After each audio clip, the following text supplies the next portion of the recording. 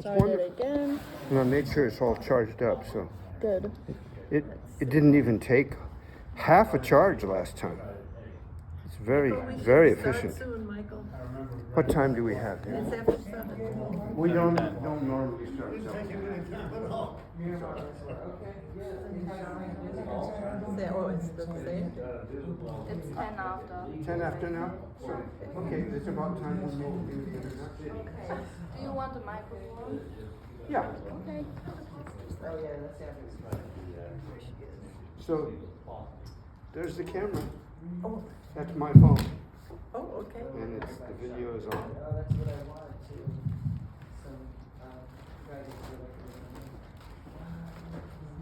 Thank you.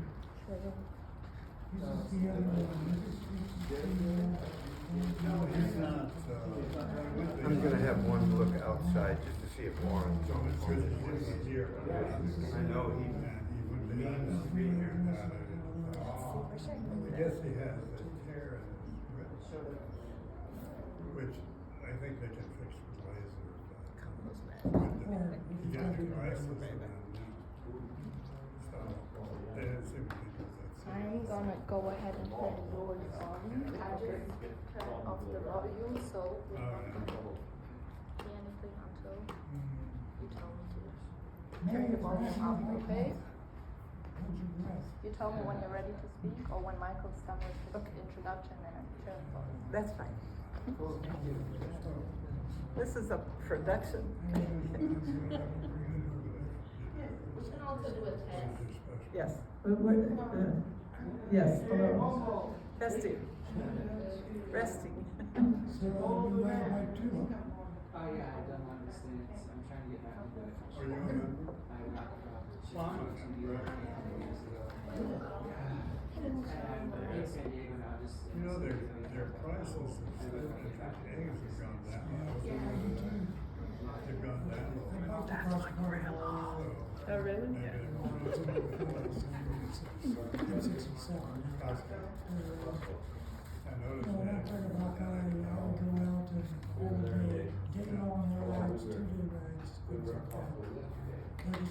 I mean, I go to the one that.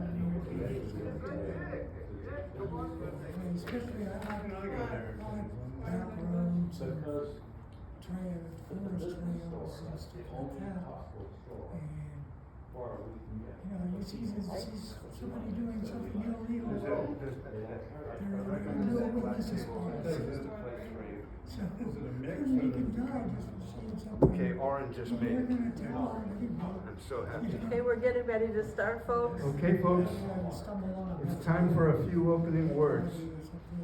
Time for everybody to take their seat. Yes, no need to apologize at all. We've been just waiting for the right moment, and darn if it isn't here. Welcome to the Friday night peace venue in the gathering place of the Church of the Brethren.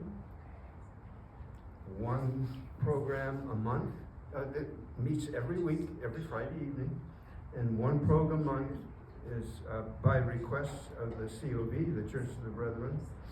The Peace Resource Center program, one of the events. Very good, thank you, Lisa. And usually it's on the third Friday of the month, but this one's not, because our speaker could not come on the third Friday of the month this month. It's Good Friday and she has other things to do.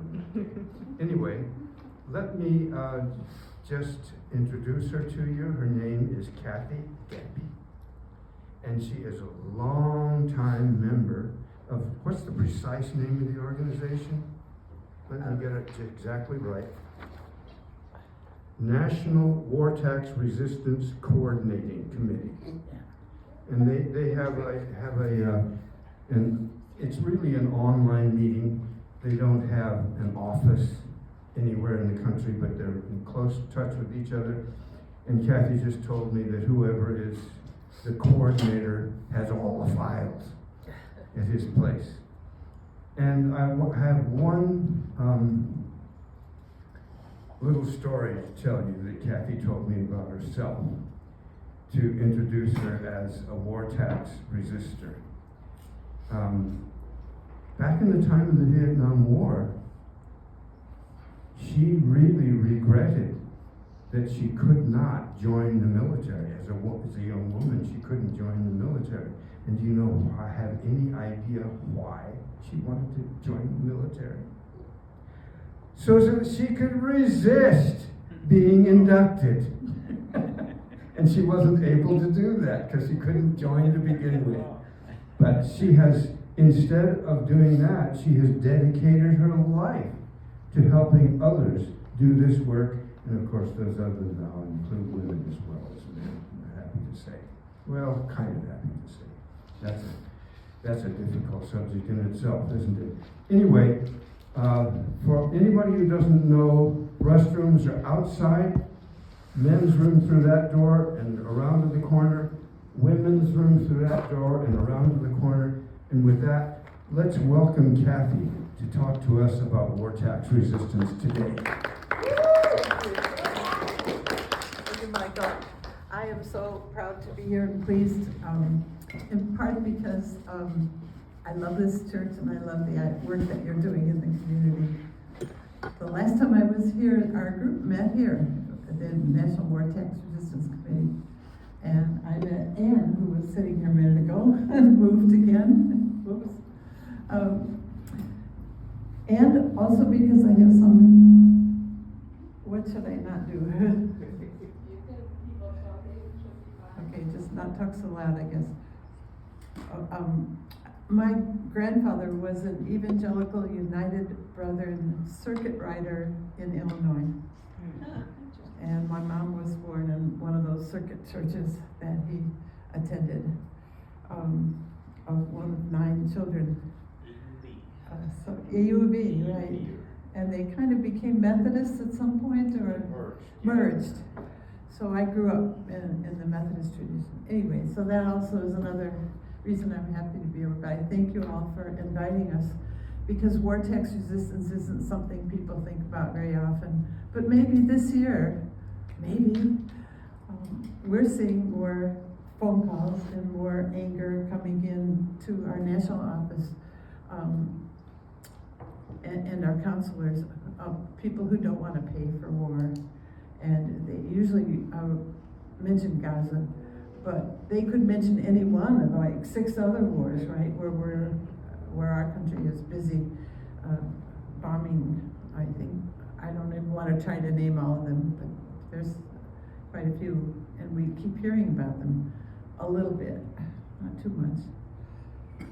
So that's what I wanted to say as an introduction. I didn't want to get too much, but I'd like to hear a little bit from all of you too. And this is what I'd like to ask you. If I can find the right page. Here it is. I had slides to show, and now I just have the text to use, which is going to work fine, because the slides weren't very interesting anyway.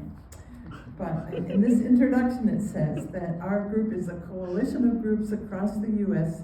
that has worked for 40 years to support people who refuse to pay taxes for war and violence. And I was going to ask you if you would like to introduce yourself briefly. I know sometimes this takes up a whole meeting and people are irritated by that, including me.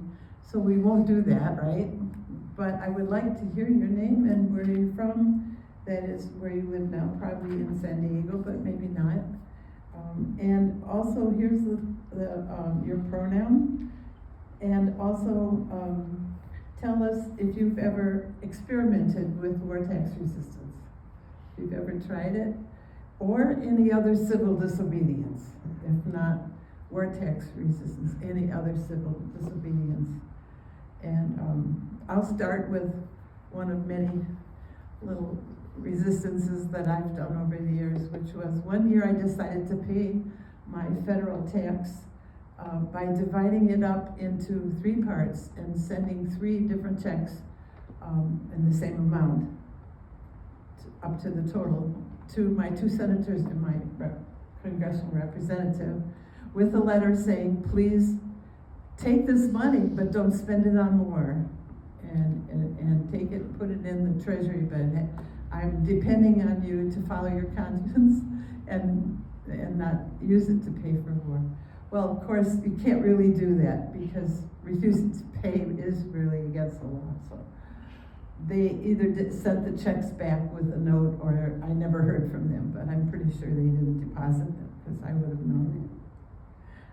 That's what I did, and I'm originally from Illinois, but I live in Los Angeles now, and pronouns are she, her.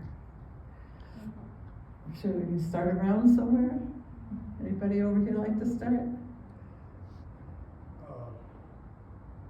Your name? I'm John, no, I'm a member of this church. John? See if this is on, yes. Just pass it. I'm John, and I'm a member of this church, and this is the first I've heard of this. I had to come to listen because it sounds really interesting. Okay. And I'm a veteran, I was in Vietnam, and I was a man, so you know. But, yeah, there's a lot of things going on today that I'm not very happy with. And I'd like to come and hear about a little protest. That's good. Like last week, went down and stood there and yelled and voiced my opinion. I don't know who heard it, but I was there. Good. So good. Yeah. Hello, my name is Joy, and I'm a member of this church as well, and I was just curious, and so I came. I'm Ken, and I'll speak for Mary too. She and I go together, and we've been members of this church for 60 years. And only resistance I've done, I guess, is I'm a conscientious objector, but I was never called to be drafted anyway. So I didn't have a chance to count that. But I think it counts. During the Vietnam War, we did quite a few demonstration things. Good.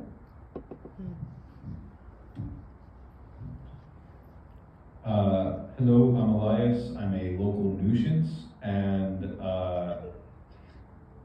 I think the most recent civil resistance I've done was I jumped over a fence and dislocated my toe, and then had to climb back over the fence because I was stuck inside. This achieved nothing, but I did sit next to a reservoir with a very hurt foot for a little bit. Yeah, thanks. Hi, my name is Jessica. My pronouns are she, her, hers. I'm originally from Michigan, and I've been in San Diego for almost 8 years now, and I was just interested in this, and so I'm excited to be here and learn. Great. Hello, I am Luke. I live up in, Deer Park Monastery in Escondido, just in a little bit. And I'm a climate activist. I've been working in the environmental field for years, and I've been arrested a couple of times doing pipelines protests. Pipelines, Line 3 and Line 5. And also Gaza, that was close to my heart.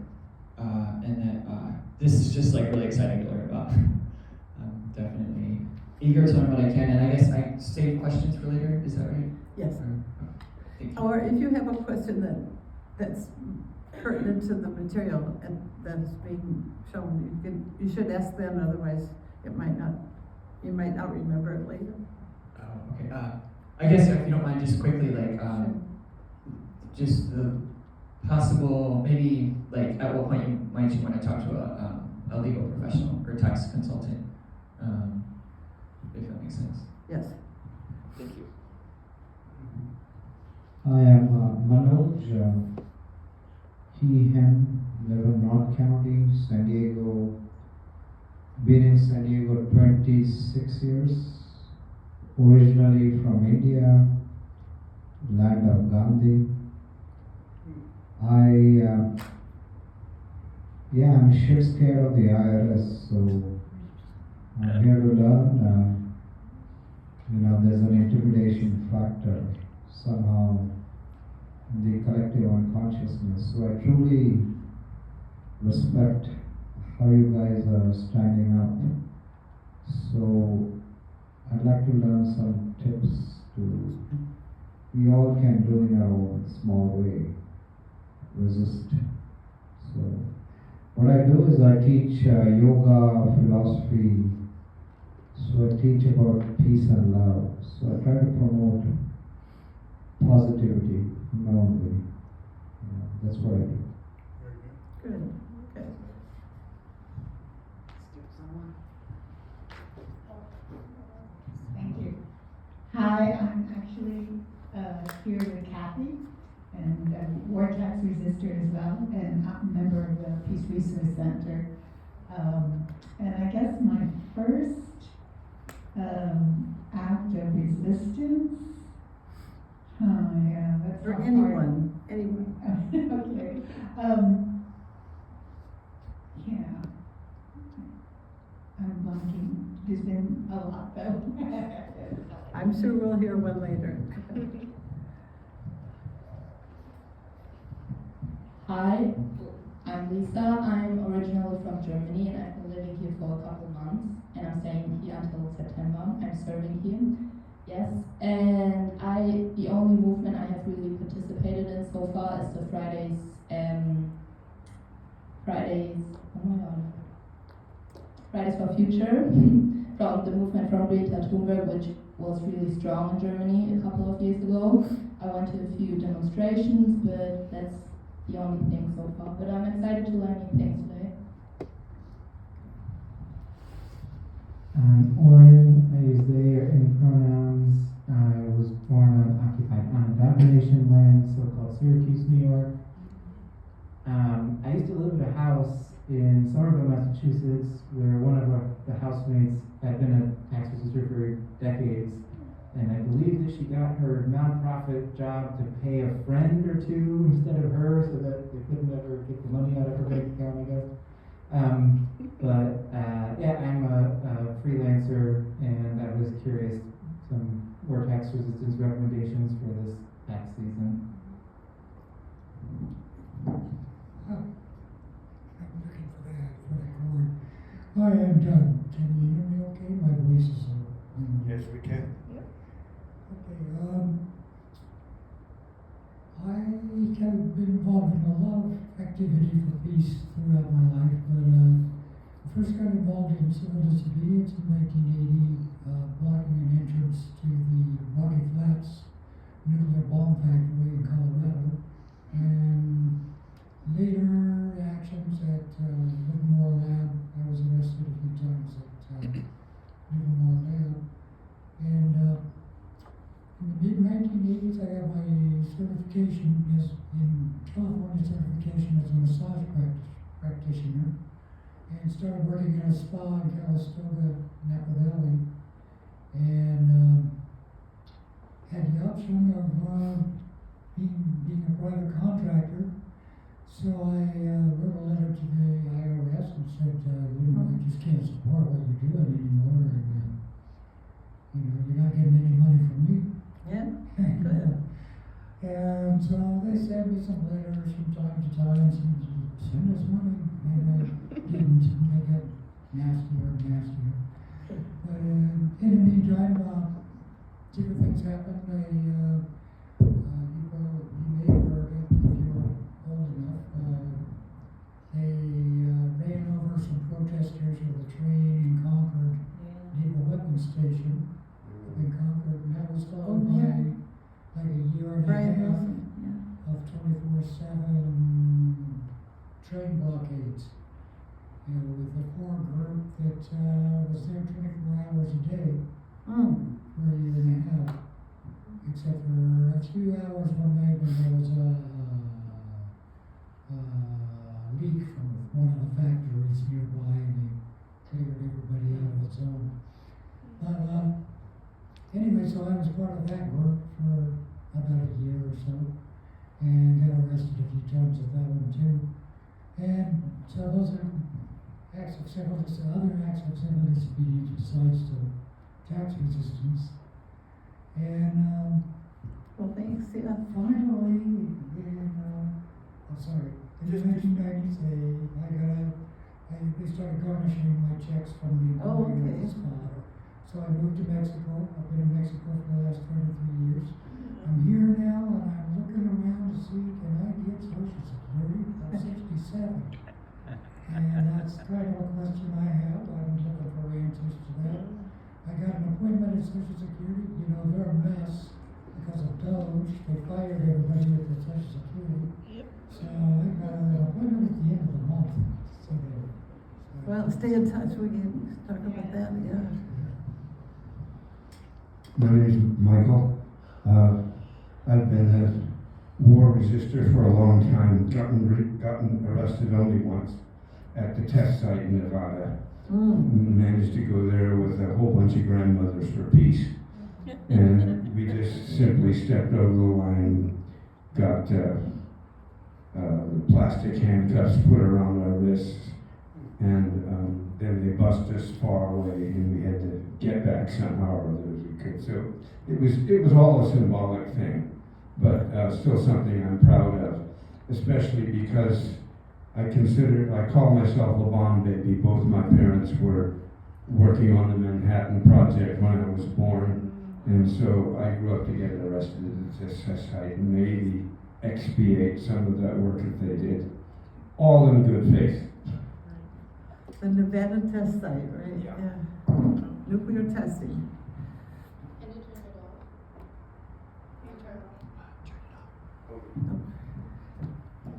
Well, thank you, everybody. Now we have a little bit of team building bit done. That's good though, because everybody needs to know who else is here, and because we may be telling some things about our lives that maybe we want to know who's here with us and how friendly the crowd is sometimes. First of all, before I go too far, I'm supposed to read a disclaimer so that you don't think I'm a lawyer. Because methods of tax resistance are not all legal, and anyone who attempts them should be prepared to face the risks of civil disobedience. But we've been doing that for years, haven't we? In different ways and places, we have been taking risks and facing those risks, because not taking the risks was worse. The consequences of allowing something to go on that was unjust was worse than anything that could happen to us. And I think that's probably how that young man felt who immolated himself. I should know his name. Aaron Bushnell. Thank you. You know, he felt that that was worth doing because he was so upset by the injustice he saw. Government laws and policies are subject to change and may not in the future match what the historical experience that tax resistors have had with things, so we're not sure about that. Counselors like myself don't give tips on how to fudge or cheat or employ gimmicks to reduce their taxes or to avoid taxes. That's not what we're trying to do. Although to live below a taxable income is completely legal, and you don't pay taxes if you're below a taxable income, so you're not contributing in that way to the war efforts that are going on. And I'm not a financial advisor or a lawyer, and I'm not qualified to give you investment or financial planning advice or legal advice or instructions on how to file your taxes correctly. Yeah, okay, did that.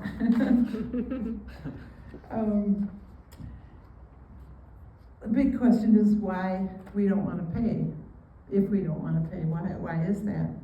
And if you look at the federal budget, you can see where your money is going. So every year the War Resisters League from New York puts out a pie chart, and I've seen some in the Peace Resource Center where Ann has worked for many years. Shall I pass them out? Yeah, please. And this is this year's pie chart. But of course it's before all the latest permutations that have happened almost constantly, every day. And so I'm not sure if it's going to change from this, because everything seems to be very uncertain right now as to what's really gonna come out. But we do know that the military budget goes up every year, we know that. And we know that the military is the biggest use of fossil fuel in the whole world, that our military is. So they shouldn't be getting so much of our tax money.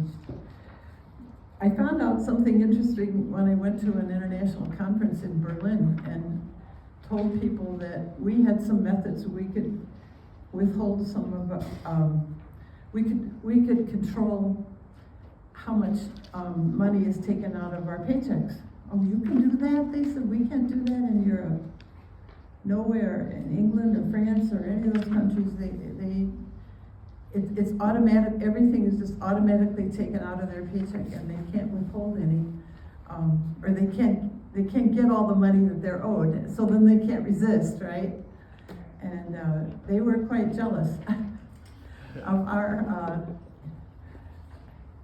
what's the word for that, when you elitism or something, that we could do that, and we can, but first you have to decide if you don't want to pay. And for that, I want to read a little poem that somebody with my name managed to get in the front page of our national paper, the Refusing to Pay for War. It's called More Than a Paycheck is the name of the bulletin. It comes out every 2 months from the national office. And they were kind enough to print this. And it's called Find a Way. Find a way not to pay any coins to any Caesar. Refuse to lose, to let them use your tax money to abuse and disregard human rights, federal law and international law, and the commandments. Find a way not to side with genocide. Respect yourself, protect yourself, resist and redirect yourself from moral injury. Find a way not to pay. And that's what I hope that you do find tonight, some way to make your wishes known to the government that you don't agree with everything they're doing with your money. Hopefully you don't agree with more than half of your federal dollar going to the military and war, preparations for war, and war itself, which is what's happening now. When I told the Europeans that it was 50% of our tax dollar, they were shocked at that much, and they said that in their budgets at that time, that was 5 years ago or so, it wasn't nearly that high. It was 5% of their federal budgets that was going to the military or to war. Well, I guess Trump wants to change all that, but to hear that it was 50% or 45 at that time or something, was a big shock to them. So I guess then they forgave us for being able to resist through withholding.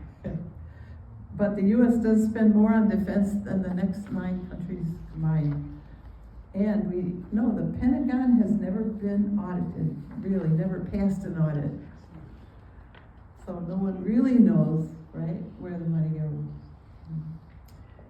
And this is true too, that military tactics and weapons have come home to local and state police departments. Has anyone here heard of their police department bringing in tanks and other military weapons into their police force? You've heard of that? Yep. I've seen it in Inglewood, California. And their SWAT team has this big tank. Yes. I don't know how many people, but in San Diego, the school district actually brought a military tank onto a school campus as a teaching thing, but still have a military tank on school property. Right. So that's speaks, I guess, to how much we. And they hide these in their city budgets, because we found them, but it was hard work. But they're getting this. So, yep. So now you've got where your tax money really goes. I want to give a little history of the war tax resistance because we hadn't heard about it, but this is very interesting to me. I'm sure I hadn't heard of most of this. War tax resistance goes back to, in this country, the Algonquin tribe in 1637, which refused to pay taxes for a Dutch fort. And in 1659, the Quakers began a long tradition of refusing to pay war taxes. And here's one of my favorites. 1847, Thoreau refused to pay the poll tax for the Mexican War. There's a little story about him you might like. Thoreau and Emerson. Thoreau got locked up for refusing to pay that tax for that war. And Emerson went to visit him and said, "Henry David, what are you doing in there?" And Henry David Thoreau said, what's his first name? Emerson? Ralph Waldo. Ralph Waldo, yeah, that's wonderful. Ralph Waldo, what are you doing out there? In 1930, and a man from India, right, Gandhi, led a 240-mile march to the sea to make salt illegally and to refuse British taxation on salt. And that tax resistance was a major component of the campaign of 1942. Quit India? What's that called? Quit India. And Gandhi was inspired by Henry David Thoreau. Yes. Who told Ralph Waldo Emerson, "Who's behind Willie bars, you or me?" Then Gandhi inspired Martin Luther King, so the whole circle came back. Right. Right. In 64 and through 75, hundreds of thousands of people in the U.S. refused to pay taxes because of the Vietnam War. And there were conscientious objectors among them. And the real story behind my supposedly wanting to join the military was not that I really wanted to join the military, but I was just a jealous 19-year-old who saw the boys in my generation burning up their draft cards and getting all the glory for doing that, or going to Canada or going to jail. And what could I do, being a woman who wasn't wanted in the military, right? I mean, I couldn't do anything. I said, well, if they can refuse their bodies, I'll refuse my money, because I had just started to work and learn and pay taxes. That was all happening at the same time for me. And so it seemed like a natural thing, especially when President Johnson put a surcharge on our taxes, which was an amount that he said, after you figure out how much tax you owe, multiply it by 0.002 and add that amount to the tax you pay, because I need the money for the war in Vietnam.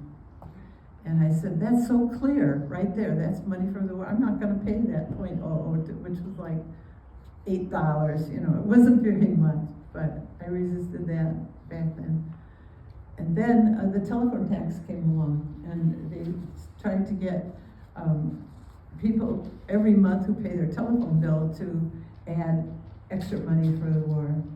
And so they were using the telephone company as a tax collector. The telephone company didn't keep that money, they turned it over to the IRS. So a lot of us stopped putting that extra money in our bill when we paid it. And then they started turning off our phones, and then we complained about that, and they said, well, I guess we can't turn off your phone, because you're not really hurting us, any of the telephone company. Anyway, you can still resist the telephone tax if you have a landline. How many have landlines? A few of us. Okay, so look at your bill and see if there's still a tax on it. It might just be pennies, but it might be something you could do that would send you to jail, I'm sure. Once you've decided that you want to not pay, you have to decide how you're going to control your money. And it depends on where your money's coming from, doesn't it? If you're working, it depends on whether you're an employee getting a paycheck from a company, or whether you're in the gig economy or self-employed. So there are those different forms of working, but there are ways to resist in all of them, and we can go through some of them if you're interested in that. But you have to decide which is the right method for you And there are about as many different methods of tax resistance as there are people in the room. So things to think about in that regard are your goals. Are you trying to just protest the government? Or are you engaging in nonviolent resistance or conscientious objection? Is it a matter of your faith? You know, where is it coming from? Maybe several of those things together. Then you need to think about your risk tolerance and whether you believe the hype that you're all going to go to jail if you don't, because nobody's been put in jail for tax resistance, as far as our movement knows, for years. Virtually nobody. The ones who may go, it's not for tax resistance of this nature, but it might be they're trying not to pay their taxes, and that, you know, just because they want to keep the money. One way to show the government that you're not that person is to redirect your tax money. So after you figure out how much you're not going to pay the government, you redirect that money into the community, and you make peace instead of war. And that gives you the high ground and the moral ground to stand on when people say, oh, you just don't want to, you just want all that money for yourself. No, you want to see it go towards peaceful purposes and towards life and not towards death, right? Towards affirmation of what's good about the world. Anyway. So, how to resist tax. All right, I'm going too slow, I think. What time is it already? A quarter to 8. Yeah, okay. We're good. So how to resist taxes? The two common methods. Refuse to pay some or all of the income tax you owe, and either file or don't file a tax return. Okay, in my history, I've done almost all these different ways at one time or another. And that tell you how old I am, I guess. I first refused the surcharge, then I refused the pennies on the telephone tax. And then I heard about nuclear weapons and how that was 36%, I think, at that time, of the budget was going towards nuclear weapons. And I was had learned about Hiroshima and Nagasaki, and I said, oh, and then we had that big march in New York. 1 million people marched in New York City for the freeze. Remember that? That was a long time ago. And I said, that's for me. I don't want to pay for nukes. So I didn't pay for nukes, so I figured out 36% of what I owe, I'm not going to pay. And then after that, I decided they were using at least half of everything I gave them, because the budget was almost half. So I stopped 50%, and now I don't even file.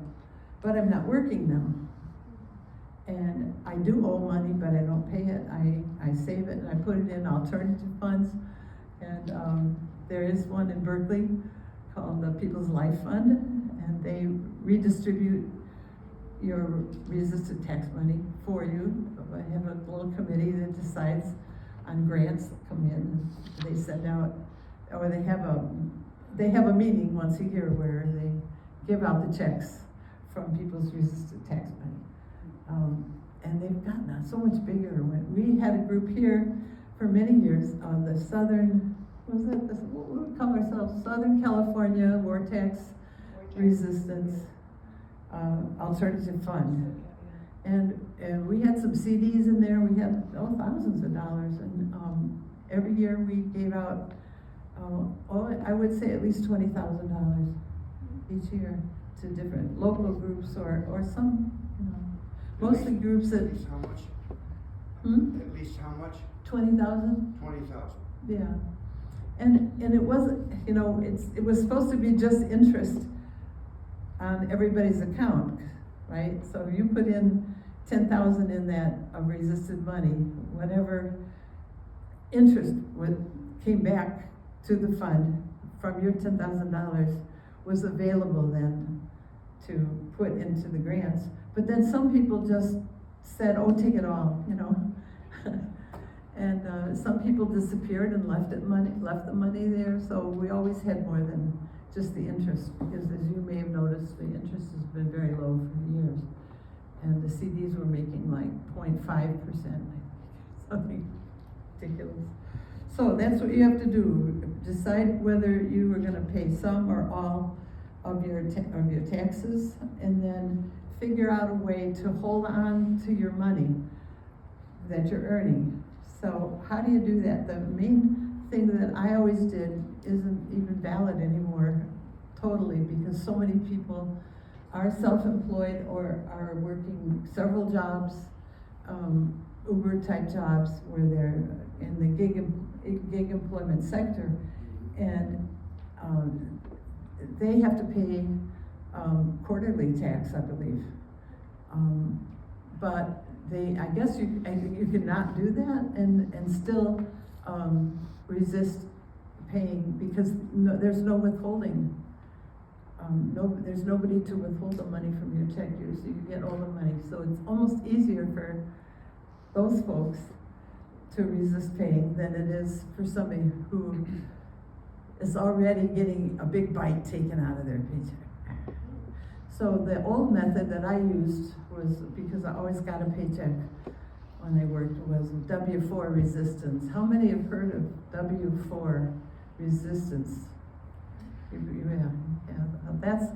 That's now they have a new form for the W-4, so if anybody here wants help with it, I'd be glad to help you, but it's a little complicated. Does anybody file that way? When you get a job with a W-4, when you get a job with an employer who's gonna give you a paycheck, you have to fill out a W-4 and say how many how many dependents you have, and how many deductions you have. And that's the W-4 form. And I wanted to pass it out, and I didn't make enough copies. But if you just write this down, and you can go to our website and find copies of it and figure it out that way, or you can call me. But on line 4B of the W-4 form, you can add deductions to what you want them to work with, and then you will have more money in your paycheck. And when April comes and you find out that you owe a lot of money, you just don't pay it, right? Or you don't pay all of it, but you're controlling it. Otherwise, the people who expect a refund every year are really letting their money sit in the government's coffers all year and earning interest for the government. And I hope people don't do that, because that isn't, that's helping them. It's not even stalling them, it's giving them an extra thing. Yes? I guess, if you don't mind, that was kind of what I was asking about earlier when I said legal or financial advice, because I have had employment last year, and I know I filled out W-4 at the start, and so I don't know what I'm not planning on filing, but I wouldn't know what my refund would be, if that makes sense. So maybe maybe I did have too much withheld. So does it, I guess the question is, without actually filing, how do I find out what my refund would be? Does that make sense? Yes, it does, and I think I'd have to find that out myself. But the way you fill that out, I can describe what a single person could do with no dependents, who wanted to maintain control of, say, 50% of their tax. So suppose you make $40,000 a year, and that's your net. It's not your, I think it's your net. Anyway, what you do then is immediately subtract the $15,000, which is the standard deduction for a single person. And then you have $25,000. And then you decide, looking at that $25,000, how how much, then you have to look at the tax table and see what your tax on the $25,000 would be. There's a few steps here. All right, so if the tax on the $25,000 is, say, $5,000, and you decide you only want to pay half of that tax, then you have the $25 into 1250 and 1250. And you put 1250 on line 4B of the W-4. And this is all explained in a lot of places, but most of them are on our website, which is it's not on there. It's Nutric though. Do we have something that we can pass out that has Nutric on it, or the pie chart has it? If you look on the back of the pie chart.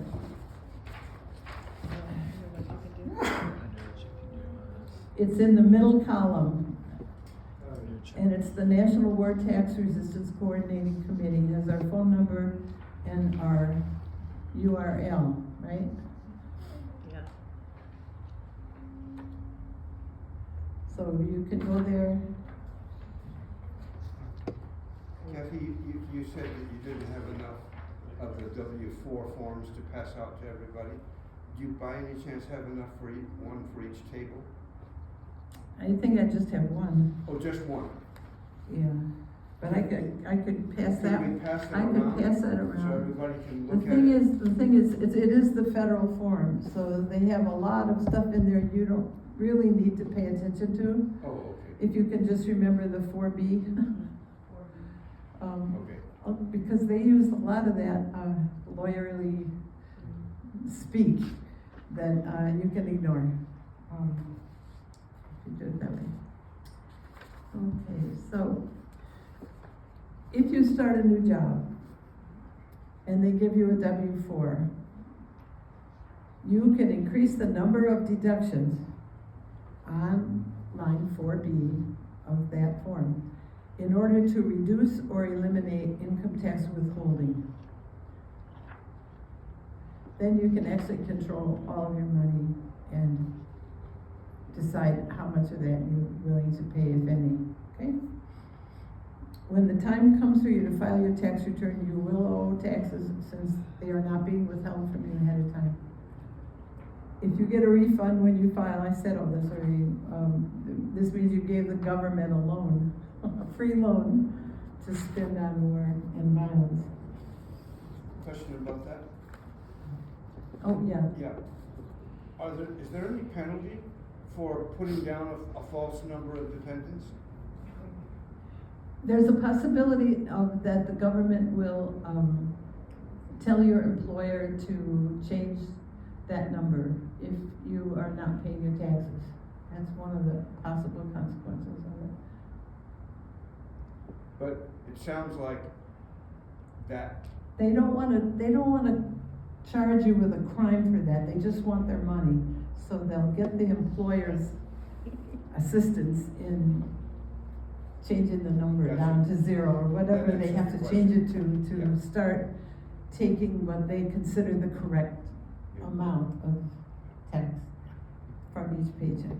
And they did that to me when I was already 70 years old and in my last year of employment, and the bosses were understanding enough to let me go by cutting my salary and my hours of work every month a little bit. So I had a whole year of less and less and less money and got used to living on less, I guess. And then they assigned a tax agent to me the last month when I was only working 5 hours a week. And they attached 50% to that. Anyway, it was funny.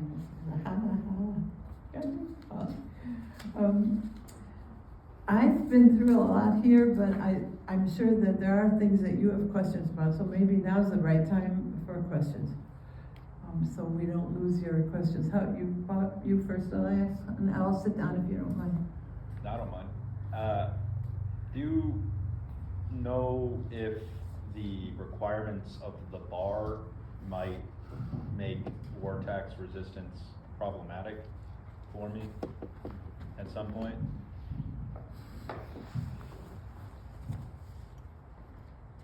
If you don't know, that's okay, I can figure it out, but. It's not likely, but it could happen. And that's really the case with all of civil disobedience. And from the experience that we've had over the years, before Trump, right? There has been very little action taken against tax resistors. Very, very little. I know people worry about that. They worry that they're gonna get audited. They worry that they're gonna get tons of mail. Well, yes, you probably will, because it's all, what's the word for that when the computer just spins out these form letters and automated. There's no people really behind those letters. And if you ever have questions, you can always call our office and we can tell you what's in the letter you got and what it means and what it has meant to the rest of the movement to get a letter like that and what you can do about it. Somebody wanted to know about tax consultants. I don't know who that was. That was you, yeah. Actually, the accountants won't know what you're talking about if you try to talk to them about this, and they won't want to do it. They won't understand it, and they won't really be very helpful, but the movement will, and that's why I'm here, and that's why there are people all around the country doing these war tax resistance. We call them 101s. Yeah. My question, does Nutric have a sense of, last year or each year, what amount of money Nutric members themselves have liberated or diverted away from the war machine? Well, we have tax day for that, and we do compile and collate that information around tax day to see. There are two alternative funds in the country. There's a West Coast and an East Coast. There used to be 40. So the tax movement during Vietnam was very, very strong. And our own alternative fund here had to close. We're aging out, and there aren't new people that have been coming along to put their money in. So we've been just having to spend down, and pretty soon there's nothing left in our funds. As far as that goes. Yes. Thanks. And yeah, I've been thinking about how this particular administration is going to deal with war tax resistance. And it sounds like they're going to be a lot more aggressive than the previous administration. So each administration is different, right, on how to deal with war tax resistance. And one of the things I want to lift up is that being a member of Nutric is that there are 2 or 3 lawyers who support the logic and the thinking behind some of the Nutric policies for each year based on what they think the new president is going to do. We've already had indications of what Trump wants to do, but also ways of turning war tax resistance into an art form where you're still resisting, but you're not, the pain of resistance is being lessened by the work being done by these lawyers. So I just wanted to lift that up, that Nutric does have a lot of resources in the sense that there are many lawyers, tax lawyers, looking at what's coming down the pike, especially under Trump. We already heard that Trump wants to and will be more aggressive and is telling IRS to be more aggressive with all different types of tax. I don't want to call it resistance because sometimes it's just not resistance, but ours is. So, and I'm holding that up because I'm depending on Nutric to help us navigate what Trump is intending to do with the IRS. And there are some legal support that Nutric does have. And then, of course, we all have each other. So I just wanted to Because it does look like Trump is gonna be more aggressive with war tax resistors. It's, to me, it doesn't, because he's firing all these people. Right. So how are they gonna collect money from us? Right. That's what I was wondering. Like, there's gonna be nobody in the IRS. Who's gonna do the work? Really, how are they gonna do it? So, I didn't hear that remark, and I'm sure some others didn't. Can you speak up a bit? Oh, sure, yeah, just that, who's gonna be in the IRS to do the work? That was- I can tell you a little story about the IRS. At one point, I was living in Poughkeepsie, New York, and I got a letter from the tax office, the IRS, federal tax office in Kingston, New York, across the Hudson River, that I was being subpoenaed. And I was supposed to show up at that tax office with all of my records, my bank records, all kind of financial records that I had. And they were gonna look at them, right? I mean, I assume. Well, I was a little worried about that because I didn't really want to show. So I want to resist, right? I want to resist collection, which is part of what I'm doing.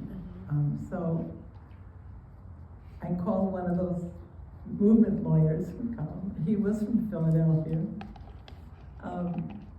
And I said, what do I do now? What do I do now? He says, oh, it's easy. He said, you just go in there, get this, and plead the Fifth Amendment.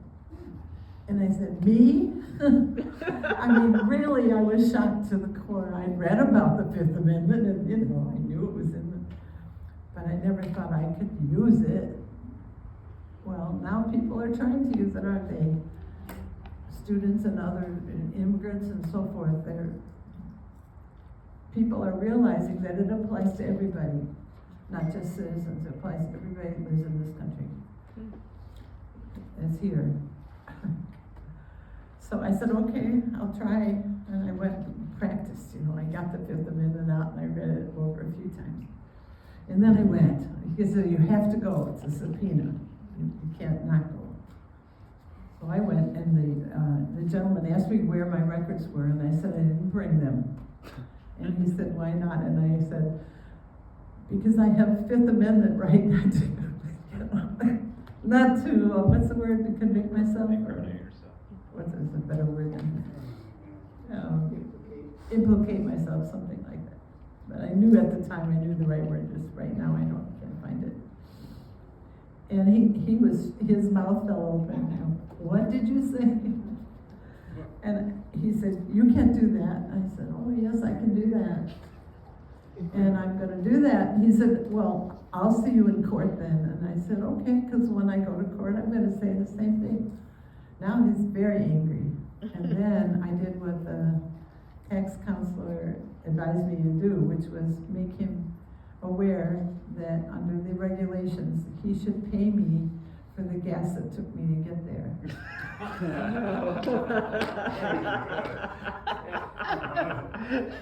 I knew the number of the form. It was like 1492 or something. It was a number. He had a wall, like that wall, full of little shelves like that, full of forms. So I knew he had the form, because there were so many forms. Oh my God. I said, it must be over there now, because now I'm telling him where to go get the form. He's even madder at me, and he says, I'll mail it to you. Oh. And I'll see you in court, and he turned his back on me. He left. He left me sitting there. Well, I went home and filed the form, and I waited about 6 months, and I got a rejection. And the gas money was only like $8, but I had fun doing it. And I'm telling you, it can be fun to poke a stick into the IRS. I mean, they're just people like you and me, and they aren't really the responsible ones, but they're the only ones we can get anywhere near. But I don't believe in it as a practice of going after the clerks. They're not responsible for the policies.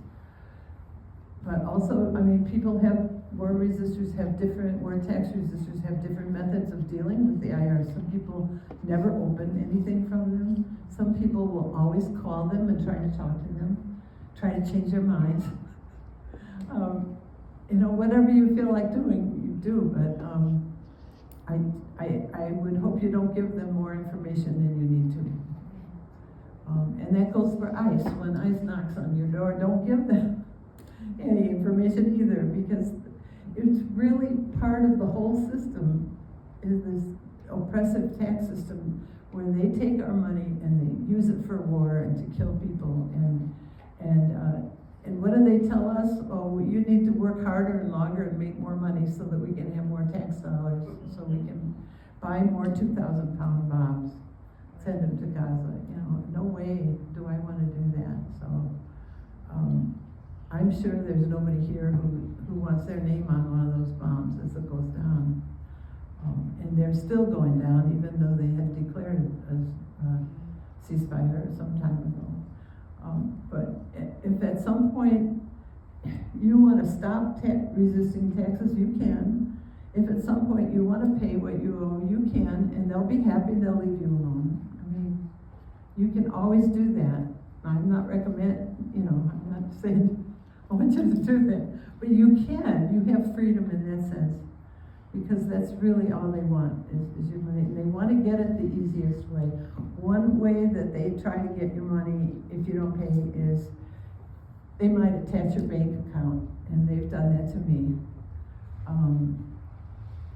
Back in the day, you didn't have to put your social security number with the bank.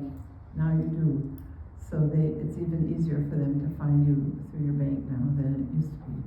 But I put my money in a bank several states away, my brother's bank, and they didn't know where it was, so they couldn't attach it.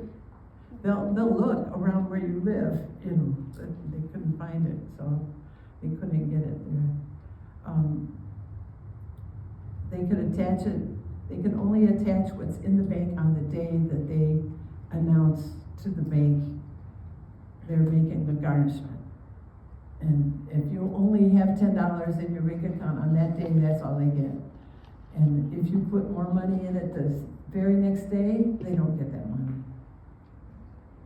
So it's They don't? I thought it was usually when they. a bank garnishment is only for the day that it's issued, whatever's in your bank on that day. So one thing you can do is use more than one bank account to spread your money. If you have money, spread it out, right? Don't make it easy for them to do that. If you're going to work and earn it, it's yours. Just try to prevent them from knowing where it is. The other thing they might do is attach your paycheck. You can do that. You can do part of it. They can attach your Social Security, not all of it. The standard is 15%.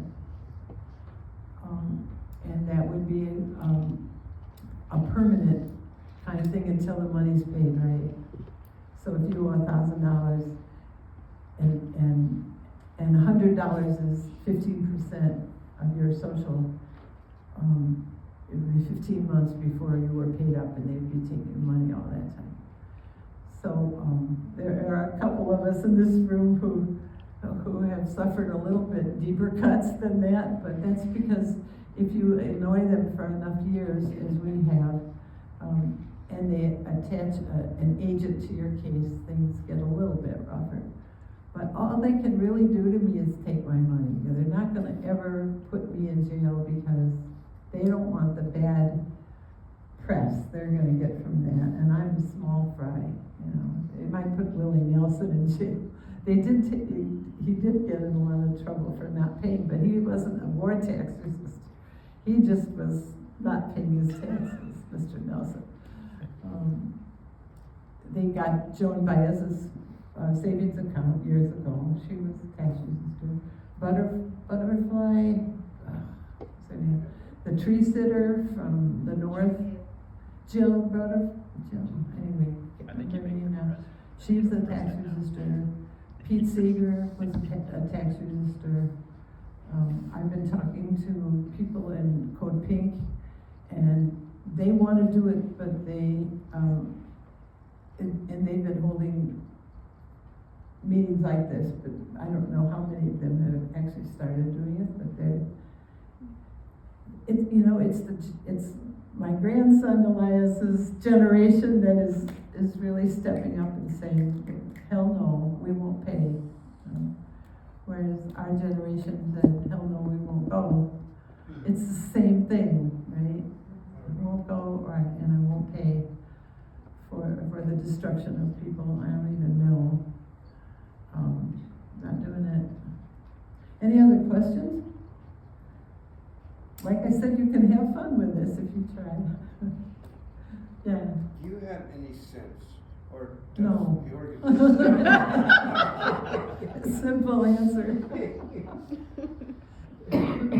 Next question. Has the organization made any effort to measure the effect of war tax resistance on U.S. policy? We always hear that it's largely ineffectual, but can we demonstrate whether that claim is true or not?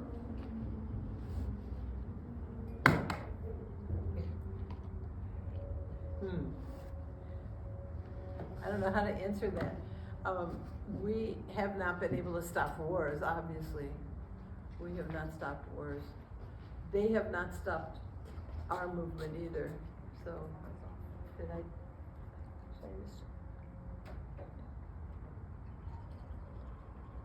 There it is, that's better, okay. Yeah, I don't know the answer to that, except that being effective can be the wrong goal, in the sense that, you know, I think that it's better to have a goal of standing up for your own conscience, and like my poem says, not committing moral injury. You can really hurt yourself if you do things against your beliefs and your conscience over and over and over again, and become complacent about it. It's not good for your health. It's not good for your future. So just self-interest in a way is a better motivation, like, even than being effective. And in a way you are effective, even in ways that you'll never know about who you're influencing. Like a teacher never knows whether their students, what their students take from them out into the world. But how we all know good teachers and how invaluable they've been in our lives and how they've changed our lives. But do they know that we're doing that, right? So I don't know how you would measure its effectiveness. It's true, there seem to be more wars than ever, and they're worse, and they cost more, and more, you know, they don't kill as many Americans anymore because they figured out how to use the air, the bombs, instead of the boots on the ground. But maybe, and they figured out how to use volunteers instead of draftees. So it's, in a way, there's a chess game going on here, isn't there? Like,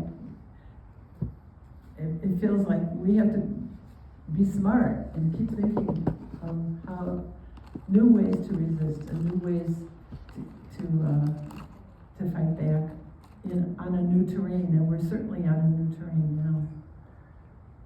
We've never been in this shape before. Having our students snatched off our streets and sent to El Salvador. Well, I really appreciate what you said about guarding ourselves against our own self-committed moral injury. That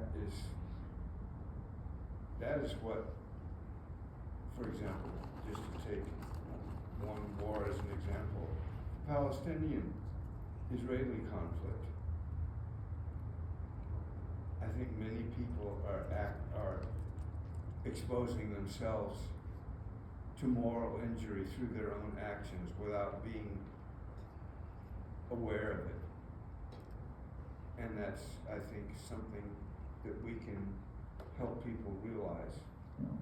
In fact, you may know, you know Dave Patterson? Yeah. Yeah, of course. He, every year he goes and protests at Creech Air Force Base. Right, Creech. Where the drones. the drone manipulators do their work, right? And he told me of a sign that he created there and of an incident that he saw happen as what looked like a high officer drive in to do his daily work. The sign said, "Moral injury ahead." This is at the entrance to the base. Go back. And he saw a person who, of apparently high rank, read the sign and do a double take on reading the sign. He went ahead, but it really arrested his attention. And I think that that's one of the more important things that we can try to do in resisting anymore. Yep, that's a very good point. I like the idea that Yano is in this building, or the next one. The next one? The next one. Do you all know what Yano does? Yeah. Somebody want to tell what they do? Well, I work there, so I can say something. Oh, you do? Yes. My name is Oren. I'm working with Project Yano as program coordinator since last August. Okay. And for one thing, if anyone will be around town next Saturday, Chicano Park Day, we'll have our booth there with all of our latest literature. We have a new flyer that was just developed that talks about what you should consider as new moral risks, you could say, of enlistment in this era, in the Trump era, in English and in Spanish, geared towards youth and people who might be targeted. So that's one thing we do, and then we also do in-school presentations, especially at schools where there's a lot of targeted bias recruitment in poor and black and brown public schools. To me personally, I think that's one of the most important things we can do is try to save the youth from propaganda that sends them off to kill and be killed. And somebody has to do that, and you guys are doing that, you folks, so I appreciate that. And our Southern California Vortex grants came to Yano for many years, and now we're, of course, we're out of money, so. And I learned tonight that Joan Baez was a war resistor, and some of those donations have been redirected towards Project Yano over the years. So. Well, that's great to hear. That's great to hear. We need more groups doing that. Military counter recruitment, right? Exactly. Counter recruitment. Well, I have another question. Is there anything to know about extensions? Are they a good tactic, or does it matter? Or? Well, sure. Anything you can do to slow them down and make a little trouble, that's fine. And one thing you can do is file your income tax on paper instead of online. Why? Because it slows them down. They don't like that. They want to get an electronic tax return. Right? And then I'll get to the letter. You get into the letter. Well, let me finish and then I'll tell you. If you file on paper and mail it in, you can send a letter with it. And the letter, it will not be, you can say what you want in the letter and it won't be held against you in any way because it's not on the form. If you write on the form, peace tax or something and put a different number, they think you're defacing their form and they can fine you $5,000. They call it a frivolous return. So don't mess with. Tell the truth on the form. If you're gonna send in your tax form, tell the truth on the form, and then enclose a letter saying why you don't want to pay or how much you're not going to pay. Maybe you're not going to pay anything, but you're gonna send the form in without any money and this letter, you know, stating, you know, I owe you this and you're not getting it. This is why. Because this year, you know, all these things happen. Yeah. So tax day is always April 18th, though this year it changed. Oh. April 15th, my apologies. So the PRC is like, we're part of the Nutric network, and we do something on tax day every year.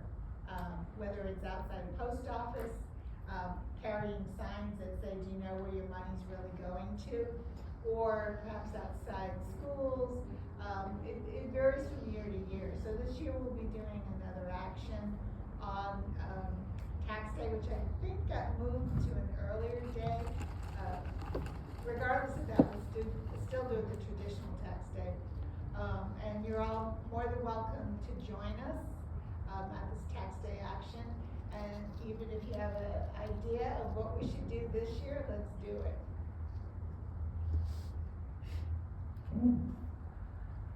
More questions?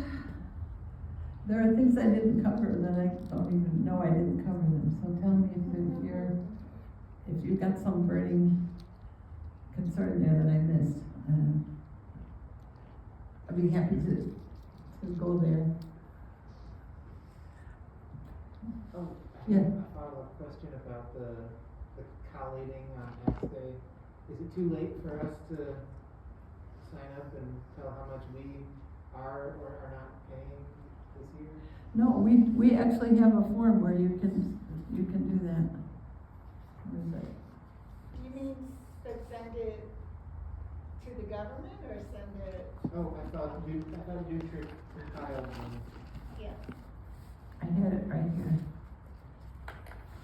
Oh, yeah, it's you can send this with your peace tax return and keep a copy of it. Always keep copies of all yours, you know that. But this is directions and this is the peace tax return. You can fill this out and put it in with your taxes if you mail them in. And it says to the IRS and elected officials, because you're gonna send it to your elected officials as well. I am ethically opposed to the amount of my tax dollars being used for war and its harmful effects. And then it lists 5 or 6 reasons. More than 3 million people have been killed during the U.S. wars in Iraq, Syria, Afghanistan, and Pakistan. This is a couple of years old. More than 3 million people have been killed during the U.S. wars I read that. And the Pentagon is the largest user of oil in the world, burning 240,000 barrels of oil per day in 2014. And it's more than that because there's 800 military bases. The U.S. now spends over $1 trillion a year on the military compared to $13.2 billion in 2017 to address the climate emergency.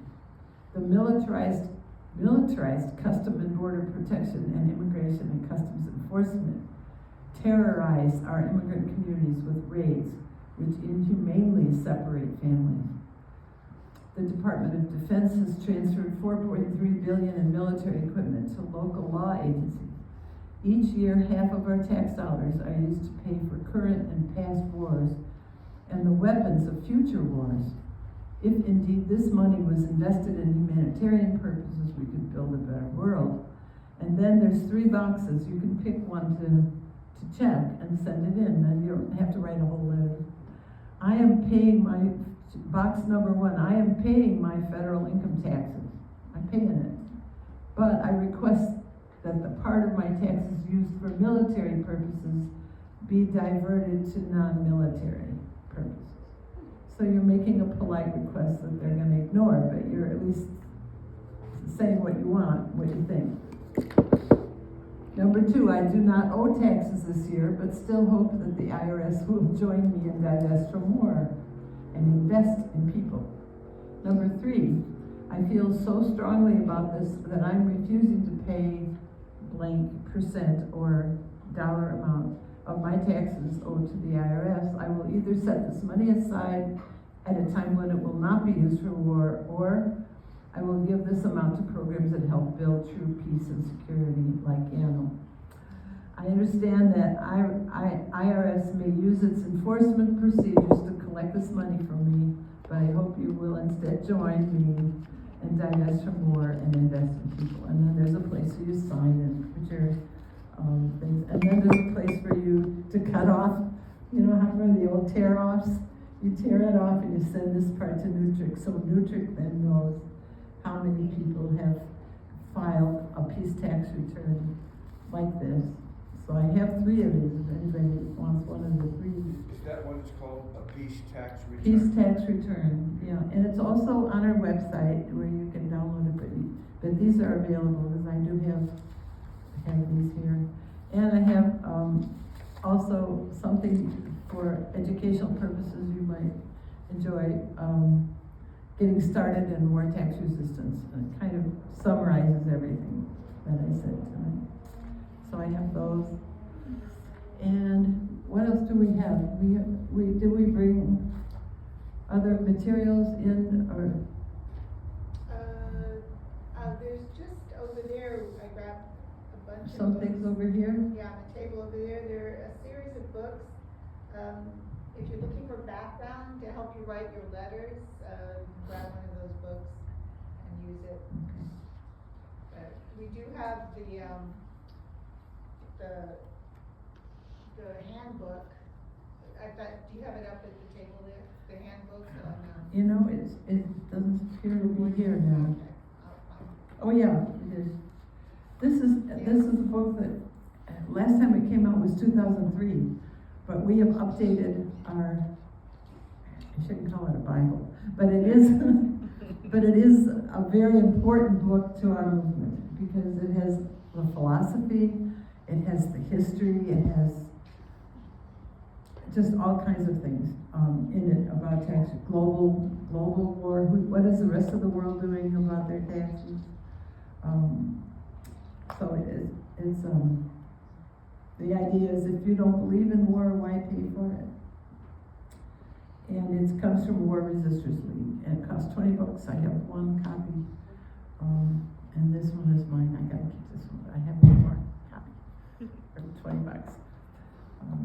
Before we go, though, I did have a question I wanted to ask all of you again. You answered one at the beginning of this talk, and I'd like you to go back to what that question was, which was about any example you wanted to share with us of civil disobedience or war tax resistance that you may have participated in. And I'd like you to think now about what you might do, having learned all this now. What ideas do you have for next steps in war tax resistance or civil disobedience, or both? So let's go around and or why don't you just raise your hand when you want to say something? Yeah. Yeah, about 30 years ago, when my son was in Little League,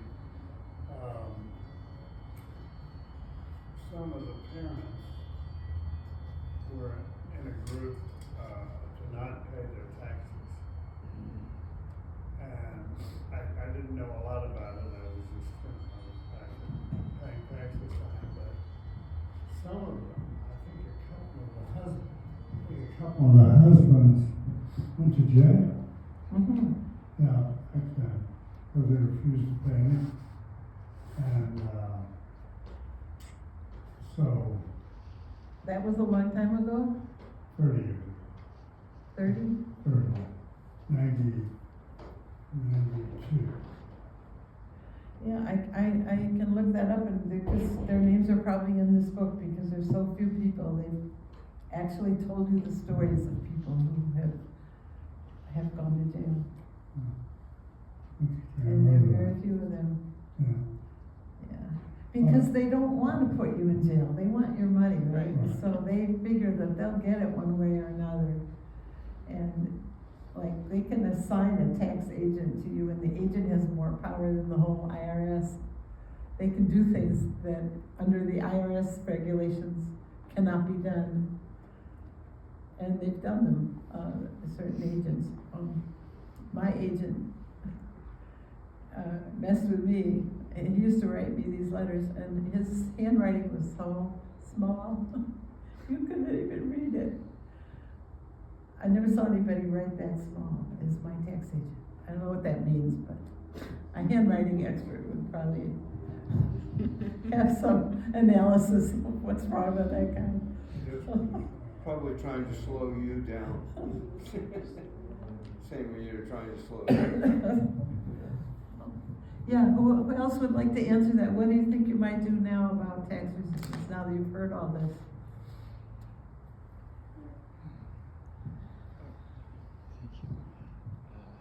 I feel like I'm talking about. I guess my question is like possibly strange, but I worked much of last year, but ended up leaving my job in September, and I don't know how much was withheld. I need to go back to my W-4, but I'm thinking it might be like, you know, a couple thousand. So it's like, is the IRS even going to notice? And then, given all the turmoil in the IRS, like, it goes to your question about, you know, making a difference or being effective and whatnot. I'm just kind of like, I would like people to know, but my amount is so minuscule. Are they even gonna know that I didn't file? If that makes sense. Well, you can write letters to your elected officials, and you can say, you know, why you didn't pay it, and that there's a movement out there of people like me who are not happy paying taxes for these things, and it's growing, and you know, scare them a little bit maybe, or just, you know, lie a little bit. I mean, we're coming for you, you know. It does matter, and it matters to the movement to know that you're doing it. So connect with Nutric and get on our mailing list for our More Than a Paycheck. It's really an informative piece. We have blogs on there that are very interesting. We have counselors all around the country, and there's a list of those counselors on our website. So if you have a particular, well, everybody's question is really particular to their circumstances. So it does help to talk to one person about those particular circumstances to get a good answer that applies to you. But here they have a list of the tax day actions. They have a list of upcoming conference. We have 2 conferences a year, and we're doing one in May that's going to be on Zoom, and you can Zoom in. It's for a whole weekend, the first weekend in May, starting Friday night, and then a business meeting on Sunday. And yeah, and there's an article in here from somebody who is talking about moral compromises. They sent one of the flyers to everybody in this last issue, and have a list of all the tax day actions around the country that are happening that they know about, and they've added new ones already, including this one. We've made the list on their website, and then they talk about how you can get this book. It has that information on it too, so, and it has my poems. So. I think that's a good place to start, is to inform yourself even more than I was able to share with you tonight. I could talk all week on this, right? You don't want to hear me to do that. So I want to hear from you now. So, what is the difference between Nutric and the War Resistance League? Nutric is a resource center for groups that have formed all around the country, grassroots war resistors, or war tax resistors. And the War Resistors League is one group. It's not a collective. I guess that's the main difference, but it's the same people involved. Same people in both organizations? Pretty much. I mean, we share the same values. War Resisters League,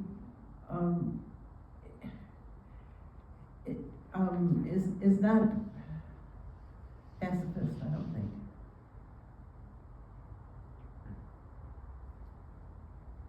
But somebody could correct me on that.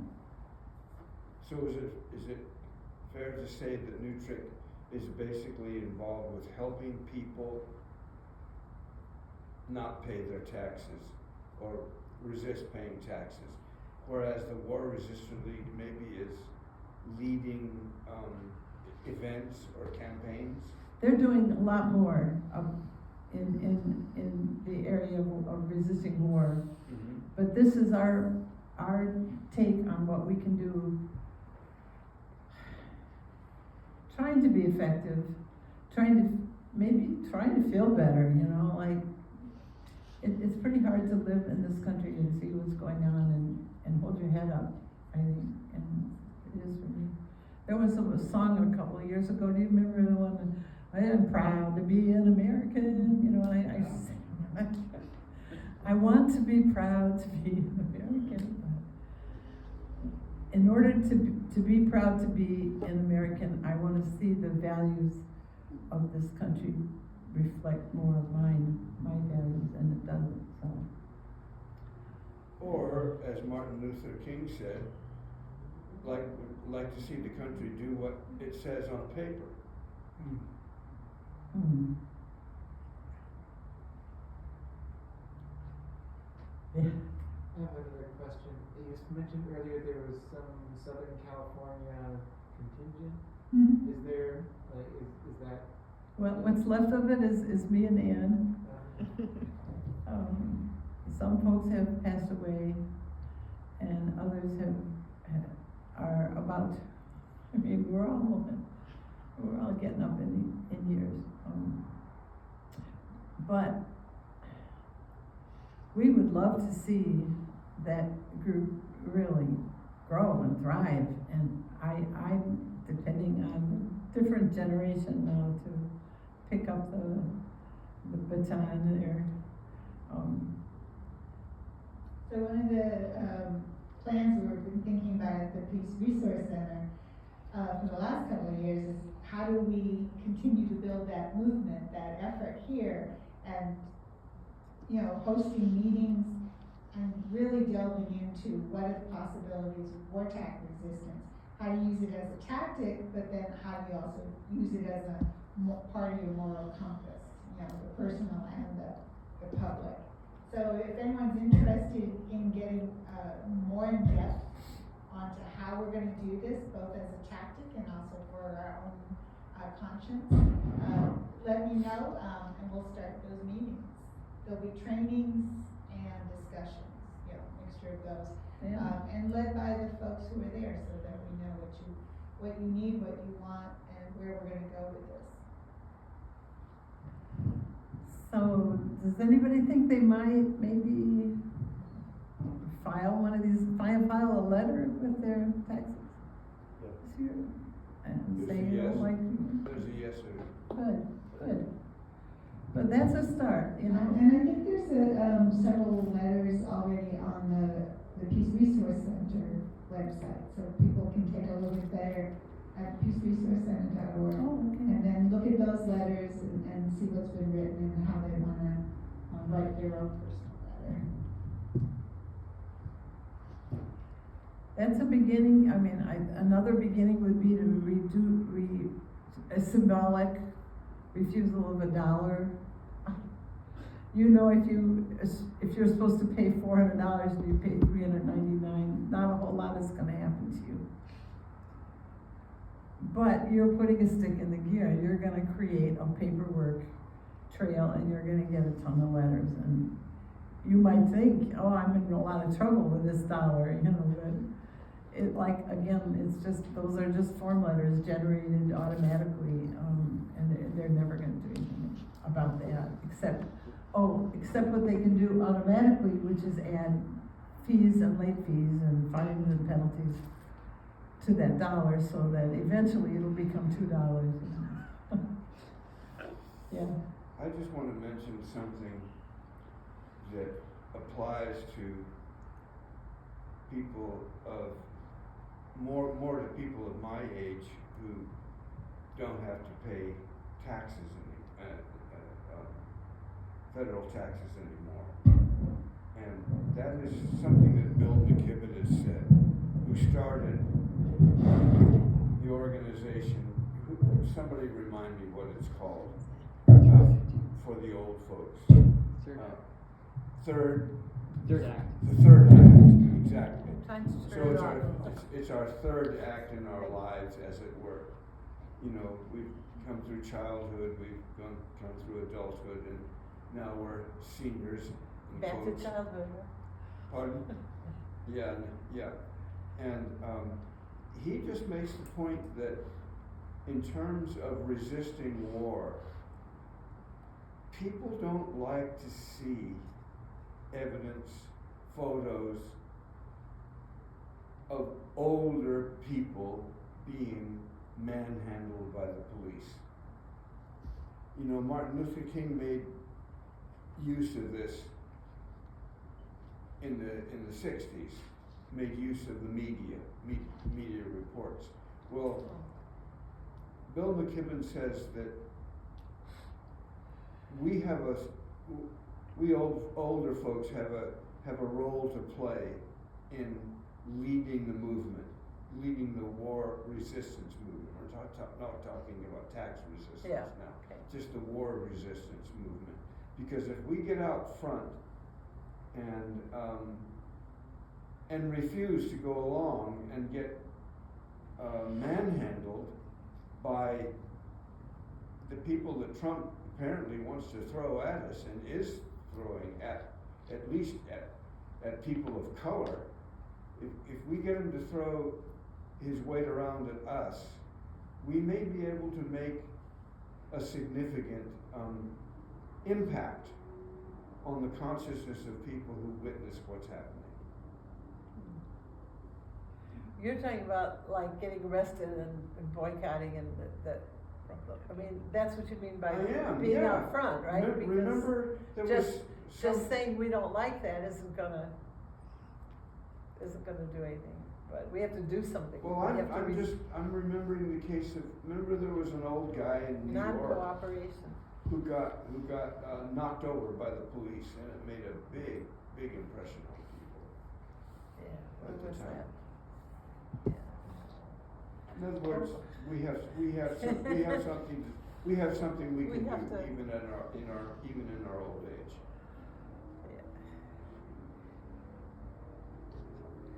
Well, you're all very wonderful to be sitting here through all of this. I'm sure that you have some questions, but they might not come up tonight. They might come up tomorrow or the next day. So don't hesitate to call me if you want to write down my number. I'd be glad to talk to you individually about your concerns and your personal situation, because I am on the counselor's list and I've had the training for it, and it's non-directive. I don't tell you what you should or shouldn't do. I just talk about consequences that I'm aware of and options. So my number is actually a San Jose phone number, because I used to live there and never changed it, but it's 408-206-7992. And I'll repeat that, 408-206-7992. And I'd be happy to talk to you. And just tell me, you remind me that you were here, and I'm retired, so I have plenty of time. Thank you for your time tonight. Thank you very much for coming.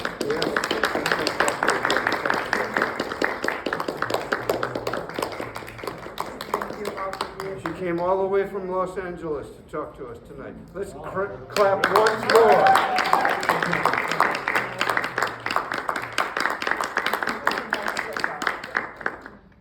Thank you very much. Okay. You help yourself to refreshments. There's still some things up here. Both had some. Yeah, this is really. I was up in Los Angeles. I wish I could. So was one of the. I'm so sad. Oh my God. Well, the night's just